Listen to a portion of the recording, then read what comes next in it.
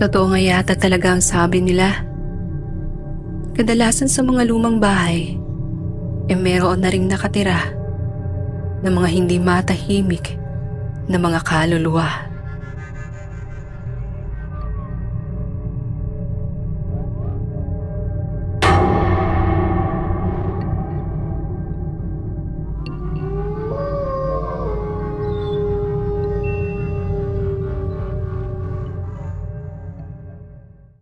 Dahil holiday season at wala ring pasok sa trabaho, naisipan kong isurpresa ang kasintahan kong si Greg. Niyaya niya kasi akong magpasko sa ancestral house nila sa probinsya. Akala ko wala kaming holiday leave, kaya tumanggi ako. Sumama ang loob niya at naging napakalamig na sa pakikipag-usap sa akin. Isang linggo bago magpasko ay dumating ako. At gaya nga ng inaasahan, nasurpresa nga siya nang makita ko. May? Akala ko ba hindi ka makakapunta rito? Well, akala ko rin. Pero nandito na ako. Nagpaalam na ako sa magulang ko. Ang sabi ko, sa'yo ako magpapasko. Para makabawi, sa kanila naman tayo magbabagong taon. Ano, deal? Napangiti siya sa sinabi ko at agad naman na pumayag.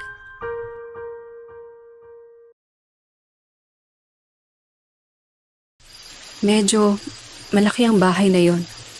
Antigo rin ang ibang mga gamit. At ang tipikal na itsura nito ay kagaya lang din sa mga napapanood natin sa mga lumang pelikula.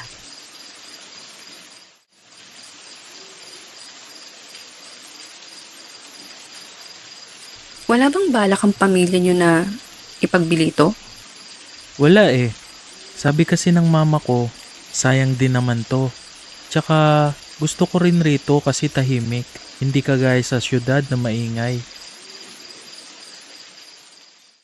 Para manatiling malinis at maayos ang bahay, kahit walang nakatira roon, mayroong kinuhang pamilya ni Greg na taga roon lang din sa kanila para maglinis araw-araw. Isang babae na nasa 30 na, dala nito palagi ang anak niya na nasa 6 na taong gulang. Kapag dumarating minsan ng mga ito, hinayaan ko lang sila dahil hindi naman makulit din ang bata, kaya walang problema. Pansin ko lang minsan na nakatingin ito sa akin at minsan ay tumatawa pa kapag nakikita ko. Kalaunan, hindi ko na natiis. Tinanong ko na kung ano bang nakakatawa sa akin. Pero sa mahinahong boses para hindi naman ito matakot sa akin.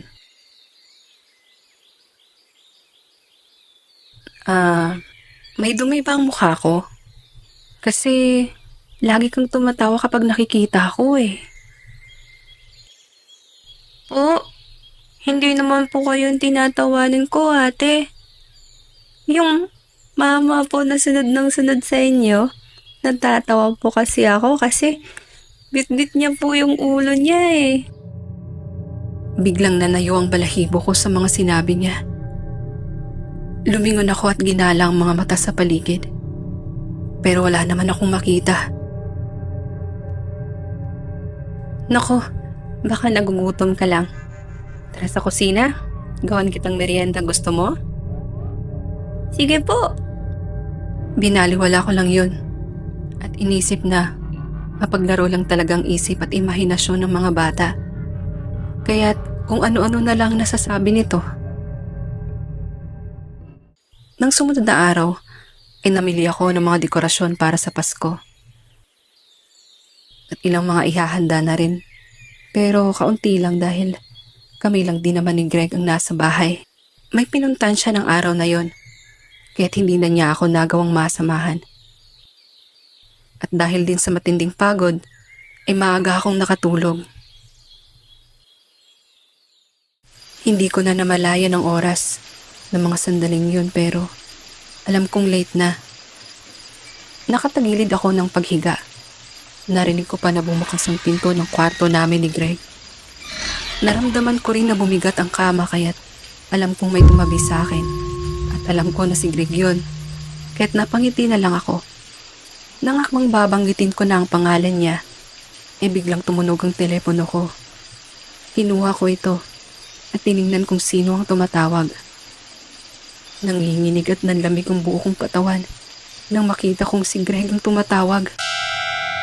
Agad na sinagot ko ito at tinapat sa tenga ko. Hello, mahal. Sorry kung mahuli ako ng uwi Naplat kasi yung gulong ko at nasiraan pa ako sa daan. Huwag kang mag-alala. Patapos na raw kaya mayang kaunti nandyan na ako. Ha? Ganun ba? Sige. Binaba ko na agad ang telepono at marahang lumingon sa likod ko. Parang tinatambol sa kaba ang dibdib ko at parang maiiyak na ako sa takot ng mapagtantong walang ibang tao sa kwarto, kundi ako lang. Napatunong tuloy ako na kung nasa shop si Greg. Sino ang nagbukas ng pinto na tumabi at imaka pa sa akin? Nagtalokbong na lang ako ng kumot at paulit-ulit na nagdasal hanggang sa muling dalawin ng antok.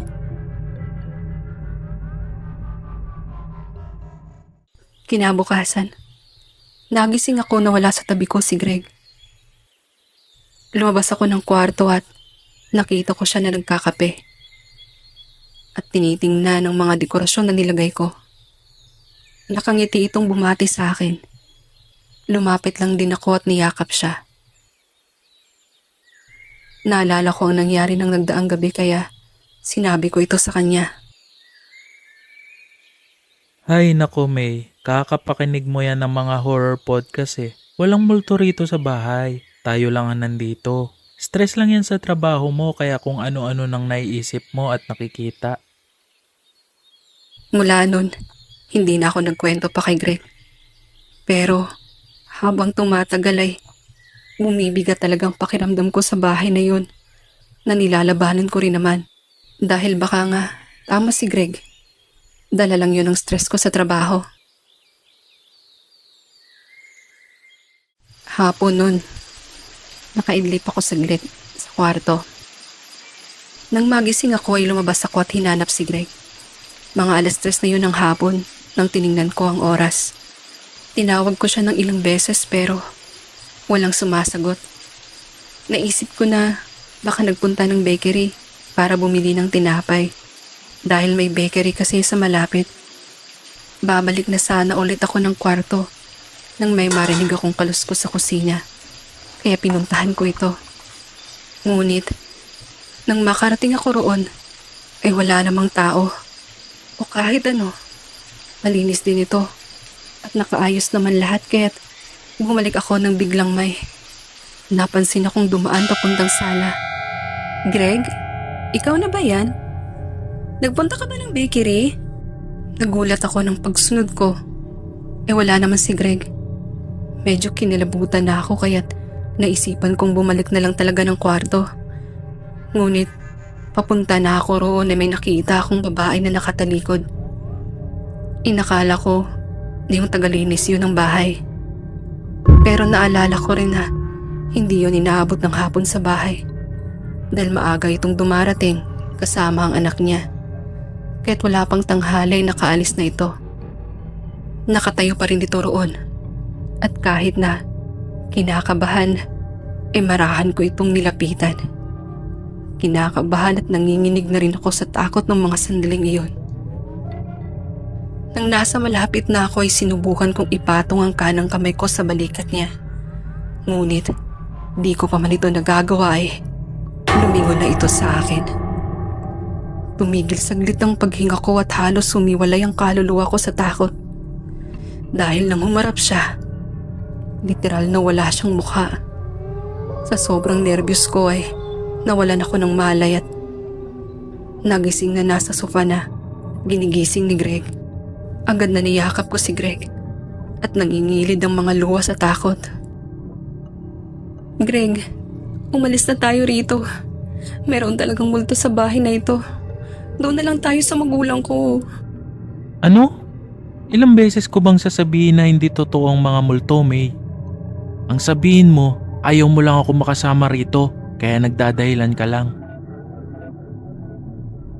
Nauwi sa pagtatalo ang pagsasabi ko sa kanya ng mga nakikita ko sa loob ng bahay na yon.